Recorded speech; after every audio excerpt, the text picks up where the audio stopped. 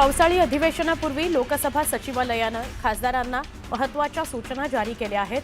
Smart घड्याळं, smart चष्मे, pen, कॅमेरे यासारख्या अत्याधुनिक उपकरणांचा संसद परिसरामध्ये सुरक्षा, गोपनीयता किंवा संसदीय विशेषाधिकारांना बाधा पोहोचेल अशा पद्धतीने वापर करू नये असं सचिवालयानं स्पष्ट केलेलं आहे। जुलैच्या सुरुवातीला मुंबईला पाणीपुरवठा करणाऱ्या तलाव क्षेत्रांमध्ये झालेल्या मुसळधार पावसामुळे जलसाठा 50%वर गेला। मात्र गेल्या आठवड्याभरापासून पावसानं विश्रांती घेतल्यामुळे धरणांमधील पाणीसाठा वाढलेला नाही। सद्यस्थितीमध्ये 7ही धरणांमध्ये 50%च पाणी जमा आहे। त्यामुळे मुंबईमध्ये सुरू असलेल्या 10% पाणी कपात रद्दचा निर्णय लांबणीवर पडण्याची शक्यता आहे।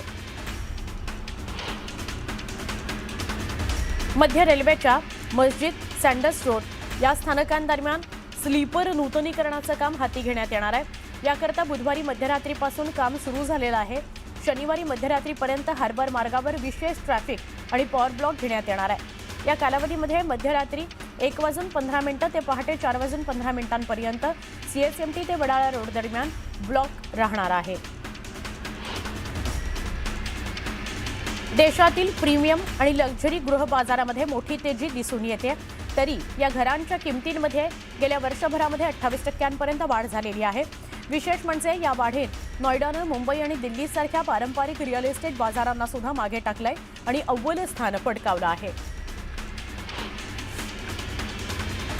पश्चिम उपनगरांमध्ये देशातील सगळ्यात मोठं रेल्वे टर्मिनस उभारण्याच्या प्रस्तावाला संरक्षण मंत्रालयाच्या जमिनीमुळे अडथळा निर्माण झालाय। रेल्वेकडून असं सांगण्यात येत आहे। कांदिवली आणि मालाड स्थानकांदरम्यान संरक्षण मंत्रालयाच्या मालकीच्या 65 एकर जागेवर भव्य कोचिंग टर्मिनस उभारण्याचा रेल्वे मंत्रालयाचा प्रस्ताव असून त्याकरता दोन्ही मंत्रालयांमध्ये चर्चा सुरू आहे।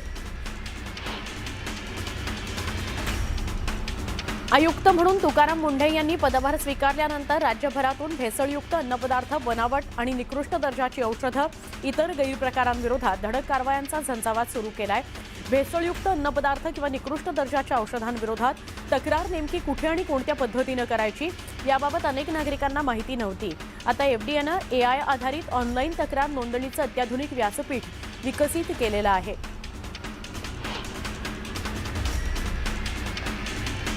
ठाणे, भिवंडी, कल्याण, उल्हासनगर मेट्रो 5च्या कशाळी इथल्या कारशेडचं 23% काम पूर्ण झालंय। आता कारशेडचं काम पूर्ण होण्यापूर्वी या मेट्रो मार्गिकेचा पहिला टप्पा सुरू करण्याकरता तात्पुरत्या स्वरूपातील पिटलाईन उभारून मेट्रो गाड्यांची चाचणी, तपासणी आणि देखभाल सुरू करण्याची तयारी मुंबई महानगर प्रदेश विकास प्राधिकरणानं सुरू केलेली आहे।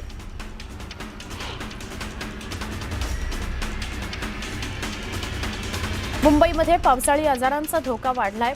यंदा 1 जानेवारी ते 14 जुलै या कालावधीमध्ये मलेरिया, डेंग्यू, लेप्टोस्पायरोसिस यासारख्या रुग्णसंख्येमध्ये वाढ होतीये। ही माहिती महापालिकेच्या सार्वजनिक आरोग्य विभागाने दिली आहे। अनेक भागांमध्ये साचलेल्या दूषित पाण्यामुळे विशेषतः लेप्टोस्पायरोसिसचा संसर्ग होण्याचा धोका वाढलाय। नागरिकांनी पाण्यातून चालणं टाळावं, आवश्यक असल्यास डॉक्टरांच्या सल्ल्यानं प्रतिबंधात्मक औषधं घ्यावीत असं आवाहन महापालिकेनं नागरिकांना केलं आहे।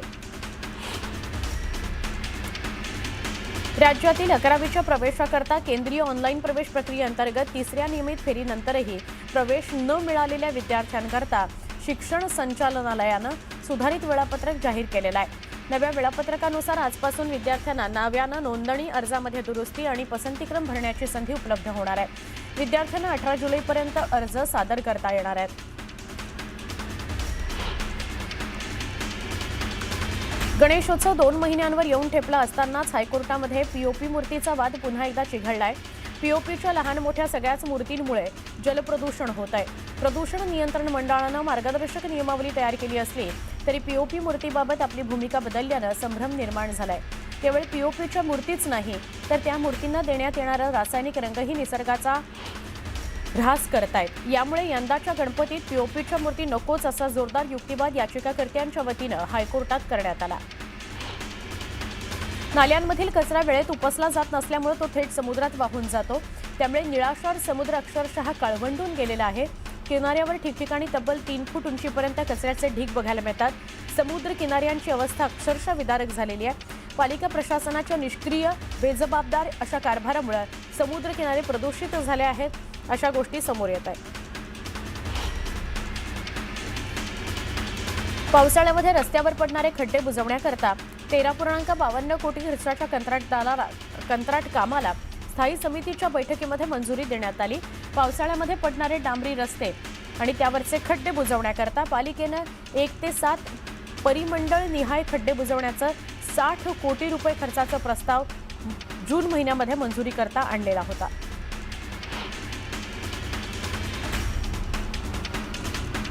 नागपूरमध्ये प्रादेशिक वन विभागात यंदा प्रथमच वैज्ञानिक पद्धतीने करण्यात आलेल्या व्याघ्र गणनेमध्ये तब्बल 42 वाघांची अधिकृत नोंद करण्यात आली आहे। राष्ट्रीय व्याघ्र संवर्धन प्राधिकरणाच्या देशव्यापी व्याघ्र गणनेमध्ये हा आकडा समोर आलाय। नागपूरच्या वन्यजीव समृद्धीवर शिक्कामोर्तब झालेला आहे। ऐरोली मुलुंड रोडवरील गरम मसाला हॉटेल समोर वाशीच्या दिशेने जाणाऱ्या रस्त्यावर धावत्या कारला अचानक आग लागली। एकच खळबळ उडाली। काही क्षणातच आगीने रौद्ररूप धारण केलं। कारला वेढा घातला। परिसरात भीती आहे। अग्निशमन दलाने आगीवर नियंत्रण मिळवलं। आग पूर्णपणे विझवली। या घटनेमध्ये सुदैवाने कोणतीही जीवितहानी झाली नाही।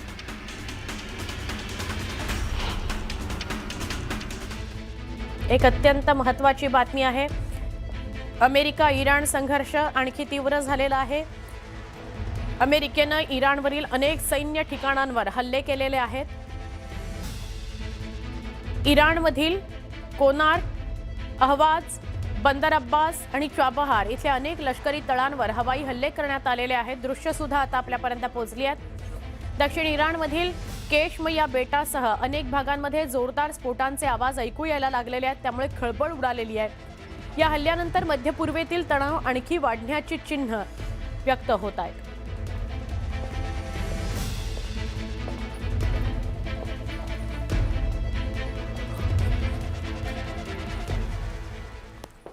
पुन्हा एकदा वेगवान स्वरूपातल्या बातम्या।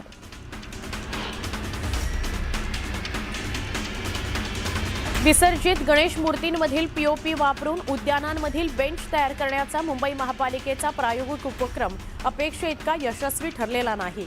हा प्रयोग अत्यंत खर्चिक ठरल्याने महापालिका आता महाराष्ट्र प्रदूषण नियंत्रण मंडळाच्या मार्गदर्शक तत्वांनुसार पीओपीचा पुनर्वापर करण्याच्या पर्यायाचा गांभीर्याने विचार करते। मुंबईमध्ये विविध प्रकारच्या विकास प्रकल्पांमध्ये बाधित होणाऱ्या झाडांच्या बदल्यात पुनर्रोपित झाडं शहरातच लावावीत अशी मागणी स्थायी समिती सदस्यांनी बुधवारी केली। त्यावर मुंबईमध्ये जागेची मर्यादा असली तरी नगरसेवकांनी मोकळ्या जागा सुचवल्यास तिथं आवळा, वड, पळस, बकुळ, महोगनी अशा देशी झाडांचं रोपण करता येईल असं आश्वासन पालिकेचे आयुक्त अविनाश ढाकणे यांनी दिलं आहे।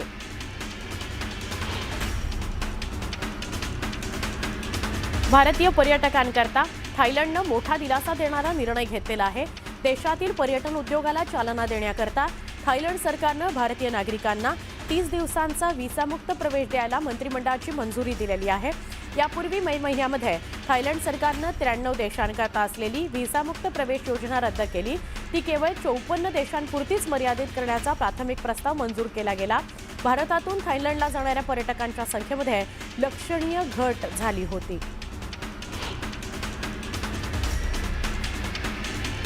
केंद्रीय निवडणूक आयोगानं बुधवारी दिल्ली, पंजाब, तेलंगणा, कर्नाटक इथल्या मतदार याद्यांच्या सुरू असलेल्या विशेष सखोल पुनरावलोकनाची अंतिम मुदत वाढवलेली आहे।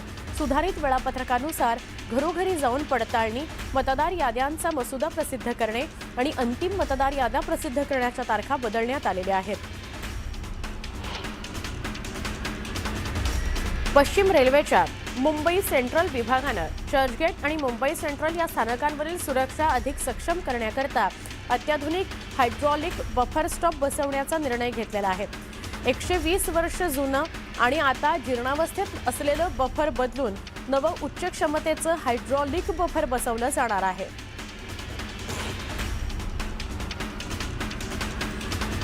अमरावतीच्या आफिक शेख हत्या प्रकरणामध्ये तिघांना अटक करण्यात आली आहे। एक आरोपी अद्याप फरार आहे। हाताचा पंजा छाटून कोयत्याने वार करत आफिक शेखची हत्या करण्यात आली होती।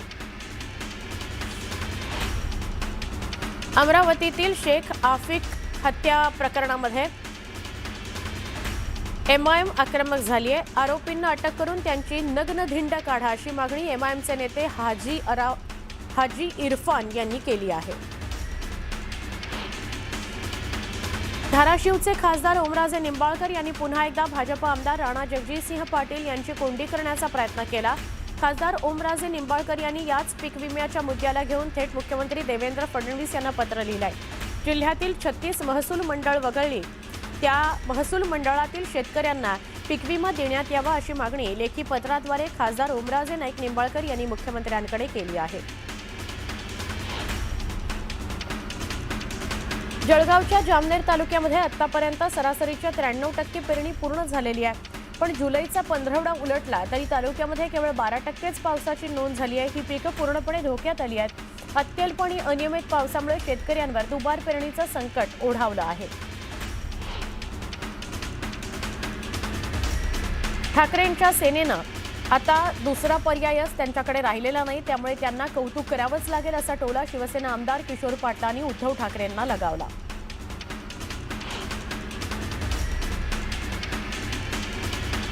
जळगाव जिल्ह्यातील धरणगाव इथं शिवसेना ठाकरे गटाच्या वतीनं अयोध्येतील श्रीराम मंदिरातील कथित नारळचोरी प्रकरणाचा निषेध करण्यात आला। धरणगावमधील श्रीराम मंदिरासमोर शिवसेना ठाकरे गटाचे उपनेते गुलाबराव वाघ यांच्यासह शिवसैनिकांनी आणि विविध संघटनांच्या पदाधिकाऱ्यांनी रामरक्षा पठण आणि महाआरती करून चोरीच्या घटनेचा तीव्र निषेध केला।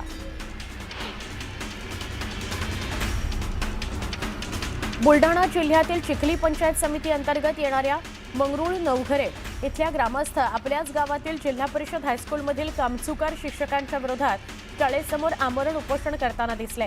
5 कामचुकार शिक्षकांमुळे विद्यार्थ्यांच्या गुणवत्तेमध्ये काहीही सुधारणा झालेली नाही, परिणामी गावातील मुलांचं शैक्षणिक नुकसान होत आहे असं त्या आंदोलनकर्त्यांचं म्हणणं आहे। एक अत्यंत महत्त्वाची बातमी बघूया।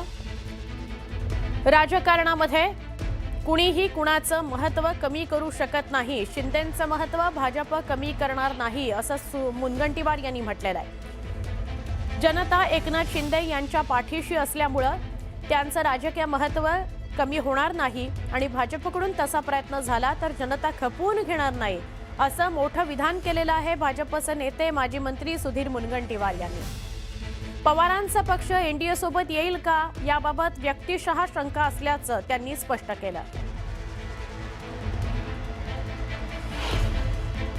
आजपर्यंत या देशामध्ये जेव्हा जेव्हा काँग्रेसने एखादा पक्ष फोडला तो विरोधी पक्ष होता। हे पहिल्यांदा असं घडत होतं की सत्तारूढ पक्षातून 8 मंत्री आणि अंदाजे शिवसेनेचे 40 आमदार, 10 अपक्ष, 50 आमदार हे एकनाथजी जेव्हा घेऊन आलेत तर त्यांचं महत्व भारतीय जनता पार्टी कदापिही कमी करणार नाही आणि असा प्रयत्न भारतीय जनता पार्टीने केला तर तो जनतेला सुद्धा खपणार। शरद पवार साहेबांची जी राष्ट्रवादी आहे ती एनडीएची भाग होणार नाही। माननीय मुख्यमंत्री महोदयांनी अतिशय स्पष्टपणे सांगितल्यानंतर आता तुम्ही ही वाट बघायची आणि मी ही वाट बघायची की मुख्यमंत्री महोदय या पद्धतीने स्पष्टपणे बोलून फक्त 15 ते 17 दिवसच झाले, त्यामुळे आता वाट बघायची। पण आता सध्या मलाही व्यक्तिगत रीतीने ते एनडीएचे भाग होत आहेत की नाही याबद्दल शंका आहे। एवढे प्रोजेक्ट केले, सँक्शन केले, त्याचा फॉलोअप घेतला, तुम्ही आता का नाही नक्की त्याच्यामागचं कारण काय? देवाची इच्छा। काय आता सांगितलं देवाची इच्छा, तर आता काय राहिलं तुम्हाला? अजून एका मोठ्या बातमीकडे वळूया। आषाढी एकादशीच्या पार्श्वभूमीवर विठ्ठल मंदिरामध्ये सर्वसामान्य भाविकांना झटपट आणि सुलभ दर्शन मिळावं याकरता व्हीआयपी दर्शन पूर्णपणे बंद करण्यात आलंय। या नव्या नियमाचा फटका भाजपचे ज्येष्ठ नेते आणि माजी मंत्री सुधीर मुनगंटीवार यांना बसला। दुसरीकडे शिवसेनेचे मंत्री मात्र लव्या जम्यासह दर्शन घेऊन गेल्यानं व्हीआयपी दर्शन बंदीचा पहिल्याच दिवशी बोजवारा उडाला। सुधीर मुनगंटीवार हे आपल्या कुटुंबीय आणि नातेवाईकांसह विठ्ठल दर्शनाकरता पंढरपूरला गेले होते। जिल्हाधिकाऱ्यांनी निमंत्रण दिल्यानंतरच आपण इथं आलो असल्याचं त्यांनी सांगितलं। मुनगंटीवार आणि त्यांच्या पत्नीला दर्शनाकरता आज सोडण्यात आलं, पण त्यांच्यासोबत असलेल्या मित्र आणि नातेवाईकांना व्हीआयपी गेटवरच ताटकळत उभं राहावं लागलं। या सगळ्या प्रकारामुळे मुनगंटीवार यांनी प्रशासनावर नाराजी नोंदवली। राज्याचे पाणीपुरवठा मंत्री गुलाबराव पाटील हे आपल्या मोठ्या लव्या जमासह मंदिरामध्ये दाखल झाले. विशेष म्हणजे गुलाबराव पाटील यांच्यासोबत आलेल्या लोकांना मंदिरामध्ये सोडलं गेलं.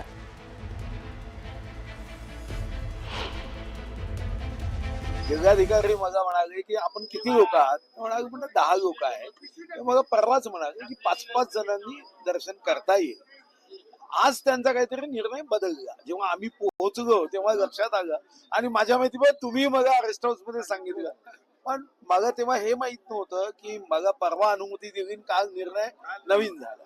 निर्णय हा गर्दी किंवा परिस्थितीजन्य घेतलाच पाहिजे. फक्त त्यांनी मला कन्वे केलं असतं तर जास्त चांगलं झालं असतं. तर खूपच गुंतागुंत दिसत आहे. तिथे एक लक्षात आलं की समन्वयाचा थोडा अभाव आहे. महसूल असेल, बीव्हीजीचे लोक आहेत तिथं, तेही एकदम टाईट राहत आहे. तर त्याच्यामुळे समन्वयाचा अभाव आहे, बाकी काय. मी दर्शन घेतलं, पण या ठिकाणी साहजिक आहे, नागरिकांना या ठिकाणी दर्शन मिळालंच पाहिजे. पण आम्ही पण लाईनीत उभं राहायला काय हरकत नाहीये, पण शेवटी आपणच मंत्रिपदावर बसवल्यामुळे साहजिक जबाबदाऱ्या जास्त असतात. आता मी सुद्धा 12 तास प्रवास करून आलोय. उद्या आणखी मतदारसंघात जायला 12 तास लागणार आहे. तर शेवटी थोडी इच्छा नसली तरी सुद्धा दर्शन घेण्याकरता आम्हाला विनंती करावी लागते आणि ते प्रशासनालाही मान्य असते. त्यामुळे काही गैरसमज करू नये अशी आमची अपेक्षा आहे. काम माझ्याबरोबर 5च लोक होते. पुन्हा एकदा आपण वेगवान स्वरूपातल्या घडामोडी बघूयात. गेल्या महिन्यामध्ये चर्चगेट रेल्वे स्थानकामध्ये वाचन संस्कृतीला प्रोत्साहन देण्याकरता सुरू करण्यात आलेल्या लायब्ररी जंक्शनला वाचकांची पसंती मिळताना दिसते. अवघ्या महिन्याभरामध्ये 700हून अधिक वाचकांनी या उपक्रमाचा फायदा घेतलाय. विशेष म्हणजे यात युवकांची संख्या लक्षणीय आहे, उल्लेखनीय आहे. त्यामुळे सतत धावपळ करणाऱ्या चर्चगेट रेल्वे स्थानकामध्ये आता नवी वाचन संस्कृती रुजताना दिसते.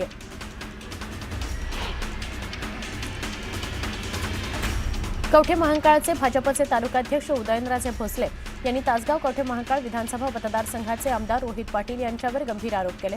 शासनासमोर खोटं चित्र रंगवून कवठे महांकाळचे हक्काचे प्रांत कार्यालय तासगावला पळवण्याचा रोहित पाटील यांचा डाव असल्याचा आरोप करण्यात आला. राष्ट्रवादी काँग्रेसचे नेते अमोल मिटकरी यांनी राज्याचे कृषी मंत्री दत्ता मामा भरणे यांच्या कार्यपद्धतीवर तीव्र शब्दात नाराजी नोंदवली. पक्षाच्या कार्यकर्त्यांनी वारंवार फोन करूनही कृषीमंत्री फोन उचलत नाहीत, मात्र इतर पक्षाच्या आमदारांचे फोन एका मिनिटात उचलतात, असा थेट आरोप मिटकरी यांनी केला. घर की मुर्गी दाल बराबर अशी अवस्था सध्या पक्षाच्या कार्यकर्त्यांची करून ठेवली आहे, अशी खंत त्यांनी बोलून दाखवली.